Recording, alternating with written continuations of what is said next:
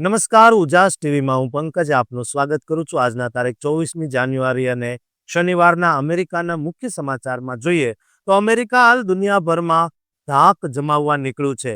સિકંદરની જેમ ટ્રમ્પ દુનિયા પર રાજ કરવા મથી રહ્યા છે, પરંતુ પોતાનું ઘર અમેરિકા જ હાલ ટ્રમ્પ માટે ખતરનાક સ્થિતિના આરે આવીને ઊભું છે. અમેરિકામાં હાલ ઇમરજન્સી જેવી સ્થિતિ છે. ટ્રમ્પે તમામ લોકોને કોઈ પણ સ્થિતિમાં તૈયાર રહેવા હાંકલ કરી છે, જેના માટે હાલ 8,000 ફ્લાઇટ કેન્સલ કરી દેવામાં આવી છે. તેની વિસ્તારથી વાત કરીશું. ઉપરાંત જોઈશું કે ઘડપણના દરવાજે ઉભેલા એક આધેડ એનઆરઆઈએ અમેરિકામાં તબાહી મચાવી દીધી. પત્ની સાથેની ગેરસમજ કે પછી નાના એવા ઝઘડામાં પતિએ રૌદ્ર સ્વરૂપ ધારણ કરી લઈને આડેધડ ગોળીબાર કર્યા, જેના પગલે એક જ ઘરમાં ટપોટપ મૃતદેહના ઢગલા થઈ ગયા. આવું શા માટે આપણા ભારતીય કર્યું તેની વિગતે વાત કરીશું. ઉપરાંત જોઈશું કે અમેરિકામાં ટ્રમ્પના આદેશ બાદ આપણા ગુજરાતીઓ પર મોટી આફત આવી ગઈ છે. હવે અધિકારીઓ કામકાજના સ્થળે પહોંચી જઈને તપાસ કરી રહ્યા છે, જેમાં અમુક તૈયારીઓ જો આપણા ભાઈઓએ નહીં કરી રાખી હોય તો મુશ્કેલીમાં મુકાઈ જાય તેવી સ્થિતિ છે, જેની વિગતે ચર્ચા કરીશું. તો ચાલો તમામ સમાચાર જોઈએ વિસ્તારથી. શું તમે કલ્પના કરી શકો છો કે દુનિયાના સૌથી શક્તિશાળી દેશ ગણાતા અમેરિકા પર અત્યારે ભયંકર આફત તૂટી પડી છે, જેણે અડધા દેશને દફનાવી દીધો છે. એક એવી ભયાનક દુર્ઘટના જેણે અત્યાર સુધીના તમામ રેકોર્ડ તોડી નાખ્યા છે અને 170 મિલિયન લોકોના જીવ જોખમમાં મૂકી દીધા છે. આ કોઈ સામાન્ય ઘટના નથી, પણ એવું મોતનું તાંડવ છે જ્યાં તાપમાન -50 ડિગ્રી સુધી પહોંચી ગયું છે અને લાખો લોકો અંધારામાં જીવવા મજબૂર બન્યા છે. આજે અમે તમને બતાવીશું આ ઐતિહાસિક હિમપ્રપાતની એ સનસનીખેજ હકીકતો જે જાણીને તમારા રૂંવાડા બેઠા થઈ જશે. અત્યારે અમેરિકાના આકાશથી લઈને જમીન સુધી માત્ર કુદરતની ચેતવણી સંભળાઈ રહી છે, કારણ કે ઐતિહાસિક સ્તરનું વિન્ટર સ્ટોર્મ ફન અમેરિકાના મોટાભાગના હિસ્સાને ધમરોળી રહ્યું છે. આ ભયાનક વાવાઝોડાએ આખા દેશની ગતિ અટકાવી દીધી છે અને અત્યાર સુધી લગભગ 8,000થી વધુ ફ્લાઇટ્સ રદ કરવામાં આવી છે. ડેલ્ટા અને અમેરિકન એરલાઇન્સ જેવી મોટી કંપનીઓ તો ઠીક, પણ એર ઇન્ડિયાએ પણ સાવચેતીના ભાગરૂપે પોતાની તમામ ઉડાન બંધ કરી દીધી છે. પરિસ્થિતિ એટલી ગંભીર છે કે લગભગ 15થી 18 રાજ્યોમાં ઇમરજન્સી જાહેર કરી દેવામાં આવી છે, જે દક્ષિણથી લઈને ઉત્તર પૂર્વ સુધી ફેલાયેલી છે. હવામાન વિભાગના અહેવાલો મુજબ લગભગ 17 કરોડ લોકો આ તોફાનની અસરમાં છે અને કેટલાક વિસ્તારોમાં તો હાડ થીજવતી ઠંડી -50 ડિગ્રી સુધી પહોંચવાની ચેતવણી આપવામાં આવી છે. આ ગંભીર પરિસ્થિતિને જોતા રાષ્ટ્રપતિ ડોનાલ્ડ ટ્રમ્પ પોતે મેદાનમાં આવ્યા છે અને તેમણે રેકોર્ડ બ્રેક ઠંડીના મોજા વચ્ચે તૈયારીઓ પર ભાર મૂક્યો છે. જોકે તેમણે આ દરમિયાન ક્લાઇમેટ ચેન્જ પર પણ સવાલો ઉઠાવ્યા છે. મુસાફરીની વાત કરીએ તો 24 જાન્યુઆરી 2026ના રોજ એક જ દિવસમાં 3,231થી વધુ ફ્લાઇટ્સ રદ કરવામાં આવી છે. ખાસ કરીને એર ઇન્ડિયાએ ભારે હિમવર્ષાની આગાહીને કારણે 25 અને 26 જાન્યુઆરીએ ન્યૂયોર્ક અને નેવાર્કની તમામ ફ્લાઇટ્સ રદ કરી દીધી છે. ટેક્સાસ અને ઓક્લાહોમા જેવા રાજ્યોમાં સેંકડો ફ્લાઇટ્સ ગ્રાઉન્ડ કરી દેવામાં આવી છે.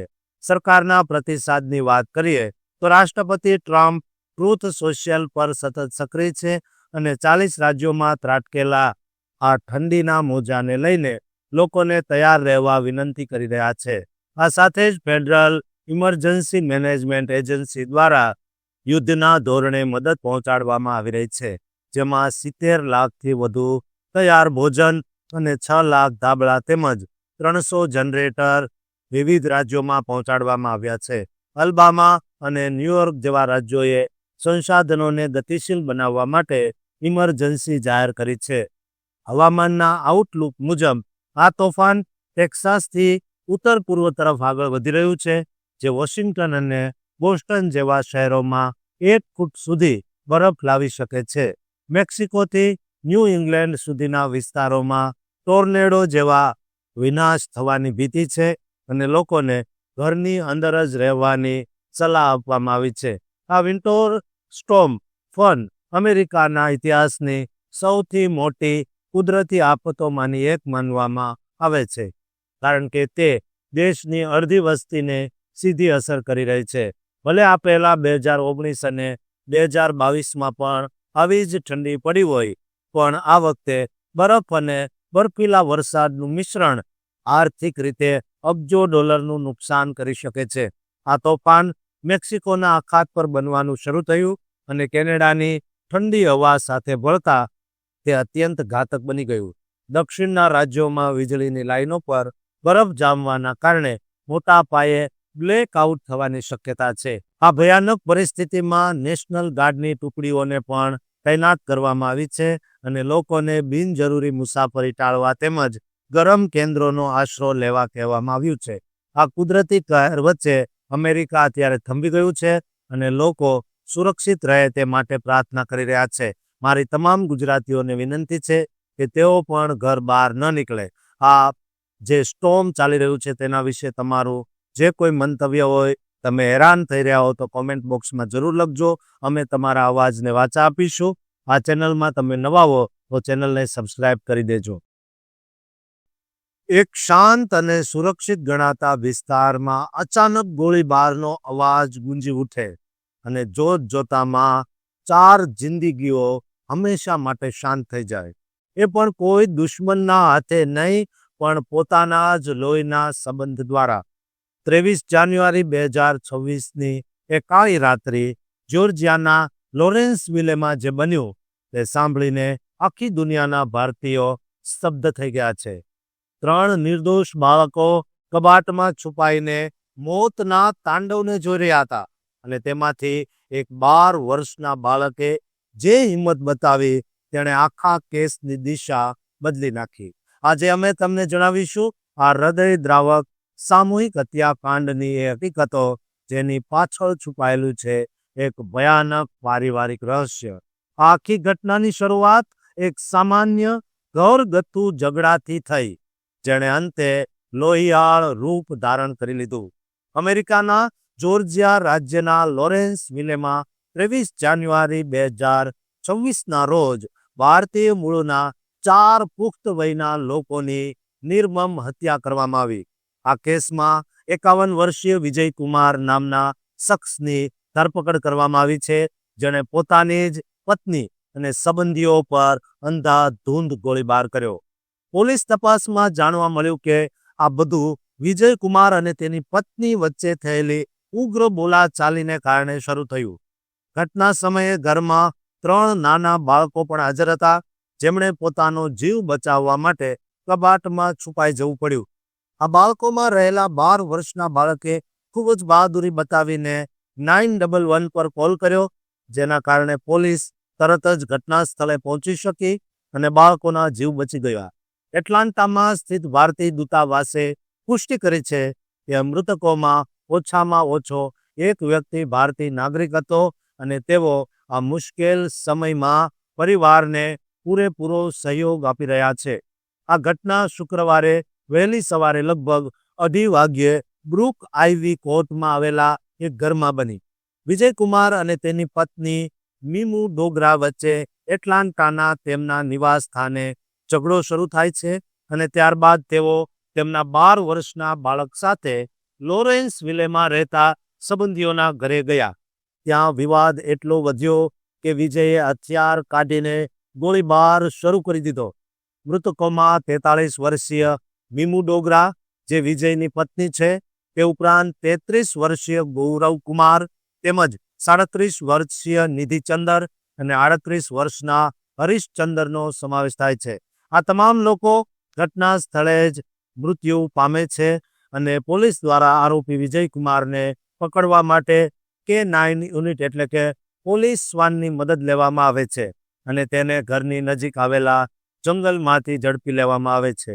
વિજયકુમાર પર અત્યારે ગંભીર હત્યા અને બાળકો પ્રત્યે ક્રૂરતા જેવા અનેક ગંભીર આરોપો હેઠળ કેસ નોંધવામાં આવ્યો છે, જે શાંત પાડોશમાં આ ઘટના બની ત્યાંના રહેવાસીઓ ભારે આઘાતમાં છે, કારણ કે આ વિસ્તાર અત્યંત શાંતિપ્રિય માનવામાં આવે છે. બચી ગયેલા 7 થી 12 વર્ષની ઉંમરના ત્રણેય બાળકોને હાલ અન્ય સંબંધીઓની દેખરેખ હેઠળ રાખવામાં આવ્યા છે. દૂતાવાસે પણ મૃતદેહોને ભારત મોકલવા અને કાયદાકીય સહાય માટે તમામ મદદની ખાતરી આપી છે. આ કિસ્સાએ ફરી એકવાર ઘરેલું હિંસાના ગંભીર મુદ્દા પર સૌનું ધ્યાન ખેંચ્યું છે અને ખાસ કરીને વિદેશમાં રહેતા ભારતીય સમાજમાં આ આઘાતજનક બનાવની ખૂબ જ ચર્ચા થઈ રહી છે. તપાસ હજુ પણ ચાલુ છે. શું આ પાછળ કોઈ જૂની અદાવત હતી કે પછી ક્ષણિક આવેશમાં આવીને વિજયે આટલું મોટું પગલું ભર્યું? અત્યારે તો આરોપી જેલમાં છે અને કોર્ટમાં તેની સુનાવણીની રાહ જોવાઈ રહી છે. આ એક અત્યંત દુઃખદ ઘટના છે, જેમાં એક હસતો રમતો પરિવાર પળભરમાં વેર વિખેર થઈ ગયો. દોસ્તો, પતિ પત્ની વચ્ચેના સંબંધોમાં ખટાશ આવે તો આ હદ સુધી ક્યારેય કોઈએ ન પહોંચવું જોઈએ. તમારું શું માનવું છે? કોમેન્ટ બોક્સમાં જરૂર લખજો અને આ ચેનલને સબસ્ક્રાઇબ કરવાનું ચૂકતા ન. હવે તમે કલ્પના કરી શકો કે વર્ષોની મહેનત પછી અમેરિકામાં બનાવેલું તમારું સપનું એક નાનકડી ભૂલને કારણે પળવારમાં તૂટી શકે છે. H-1B વિઝા ધારકો માટે અત્યારે એવો સમય આવ્યો છે જ્યાં એક અજાણ્યો વ્યક્તિ તમારી ઓફિસે આવીને તમારા ભવિષ્યનો ફેસલો કરશે. હ્યુસ્ટનના રસ્તાઓ પર અત્યારે ફફડાટ છે, કારણ કે વગર નોટિસે, યાદ રાખો, કોઈ પણ જાતની નોટિસ વગર તપાસની એવી આંધી આવી છે જે તમને સીધા ડિપોર્ટના રસ્તે લઈ જઈ શકે છે. શા માટે 2027 સુધી ભારતીયો માટે અમેરિકાના દરવાજા બંધ થઈ રહ્યા છે અને કઈ રીતે સોશિયલ મીડિયા પરની તમારી એક પોસ્ટ તમારી વર્ષોની મહેનત પર પાણી ફેરવી શકે છે? આજના ખાસ રિપોર્ટમાં અમે એવા રહસ્યો ખોલીશું જે દરેક ભારતીય પ્રોફેશનલ્સ માટે જાણવા ખૂબ જ જરૂરી છે. અત્યારે અમેરિકામાં H-1B વિઝા ધારકો અને ખાસ કરીને ભારતીય પ્રોફેશનલ્સ માટે મુશ્કેલીઓ વધી રહી હોય તેવા અહેવાલો મળી રહ્યા છે. USCIS દ્વારા હ્યુસ્ટન જેવા વિસ્તારોમાં અચાનક સાઇટ વિઝિટ શરૂ કરવામાં આવી છે, જેનો મુખ્ય હેતુ નિયમોનું પાલન થાય છે કે નહીં તે તપાસવાનો છે. જો આ તપાસમાં કોઈ ગેરરીતિ માલુમ પડે તો આ કેસ સીધો આઈસને સોંપવામાં આવી શકે છે, જે અંતે દેશ નિકાલ જેવી ગંભીર પરિસ્થિતિમાં પરિણમી શકે છે. જોકે અધિકારીઓ આને માત્ર છેતરપિંડી રોકવા માટેના સામાન્ય પ્રયાસો બનાવી રહ્યા છે, પણ લોકોમાં આને લઈને ભયનો માહોલ છે. બીજી તરફ વિઝા સ્ટેમ્પિંગમાં પણ ભારે વિલંબ જોવા મળી રહ્યો છે અને ભારત જેવી જગ્યાએ ઇન્ટરવ્યૂની તારીખો સીધી 2027 સુધી લંબાવી દેવામાં આવી છે. આ વિલંબ પાછળનું એક મુખ્ય કારણ એ છે કે હવે વિઝા ઓફિસરો તમારી ખૂબ જ ઝીણવટભરી તપાસ કરી રહ્યા છે, જેમાં તમારા સોશિયલ મીડિયા પ્રોફાઇલ્સની પણ તપાસ કરવામાં આવે છે. નિષ્ણાતોનું કહેવું છે કે ભલે આ નીતિઓ સિસ્ટમ સુધારવા માટે હોય, પણ તેની સૌથી વધુ અસર ભારતીય આઈટી પ્રોફેશનલ્સ પર પડી રહી છે, કારણ કે તેઓ H-1B વિઝા ધારકોમાં સૌથી મોટો હિસ્સો ધરાવે છે. હાલમાં સલાહ એ આપવામાં આવી રહી છે કે તમામ એમ્પ્લોયરોએ પોતાના રેકોર્ડ તૈયાર રાખવા જોઈએ અને કર્મચારીઓએ અત્યારે બિનજરૂરી વિદેશ પ્રવાસ ટાળવો જોઈએ, જેથી તેઓ વિદેશમાં ફસાઈ ન જાય. ટ્રમ્પ વહીવટ હેઠળ અત્યારે પાલન ચેક ખૂબ જ કડક બનાવી દેવામાં આવ્યા છે. હ્યુસ્ટન સ્થિત એટર્ની ડેનિયલ એન રામીરેઝે ચેતવણી આપી છે, જો પગારમાં તફાવત કે કામના પ્રકારમાં કોઈ વિસંગતતા જોવા મળશે તો તે મુશ્કેલી નોતરી શકે છે. વિઝા પ્રોસેસિંગની વાત કરીએ તો ડિસેમ્બર 2025થી અત્યાર સુધી ભારત જેવા દેશોમાં કોઈ નવા સ્લોટ ખુલ્યા નથી અને જૂની એપોઇન્ટમેન્ટ્સ પણ 2027 સુધી લંબાવી દેવામાં આવી છે. ઇમિગ્રેશન એટર્ની એમિલી ન્યુમેન જણાવે છે કે અત્યારે વહીવટી તંત્ર વિઝા આપવામાં કોઈ ઉતાવળમાં નથી અને શક્ય હોય ત્યાં સુધી નકારવાની વૃત્તિ ધરાવે છે. આ ઉપરાંત પ્રુડેન્શિયલ રિવોકેશન હેઠળ જો મુખ્ય H-1B ધારક પર કોઈ જૂનો ગુનાહિત કેસ, દાખલા તરીકે નશામાં વાહન ચલાવવું DUI સામે આવે તો તેની સાથે તેમના H-4 ડિપેન્ડન્ટના વિઝા પણ રદ થઈ શકે. નવી નીતિ મુજબ સપ્ટેમ્બર 2025થી H-1Bની નવી પિટિશન માટે $1 લાખ જેવી મોટી ફી પણ રાખવામાં આવી છે. લોટરી સિસ્ટમ પણ હવે ઊંચા પગારવાળા લોકોની તરફેણ કરે છે, જેના કારણે તાજા સ્નાતકો માટે મુશ્કેલીઓ વધી. આ આંકડાઓ મુજબ ગયા વર્ષે 6 લાખથી વધુ લોકોને દેશ નિકાલ કરવામાં આવ્યા અને 1.9 મિલિયન લોકોએ સ્વૈચ્છિક પ્રસ્થાન કર્યું છે. આ કડક નીતિઓને કારણે અમેરિકામાં IT અને એન્જિનિયરિંગ ક્ષેત્રે કામ કરતા લાખો ભારતીયોના મનમાં નોકરીની સુરક્ષા અને પરિવારની સ્થિરતા અંગે ચિંતા પેદા થઈ રહી છે. હ્યુસ્ટનમાં ચાલી રહેલી આ તપાસને પ્રોજેક્ટ ફાયરવોલ તરીકે પણ ઓળખવામાં આવે છે, જે ખાસ કરીને છેતરપિંડી ડામવા માટે છે.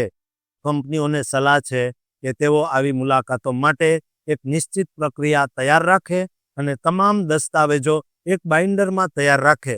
આટલી કડકાઈ વચ્ચે નિષ્ણાતો માને છે જો કોઈ અન્યાય થાય તો કાયદાકીય પડકારો દ્વારા રાહત મેળવી શકાય છે, પણ અત્યારે સતર્કતા એ જ સૌથી મોટો બચાવ છે. દોસ્તો, તમારું શું માનવું છે? કોમેન્ટ બોક્સમાં જરૂર લખજો અને આ ચેનલને સબસ્ક્રાઇબ જરૂર કરજો.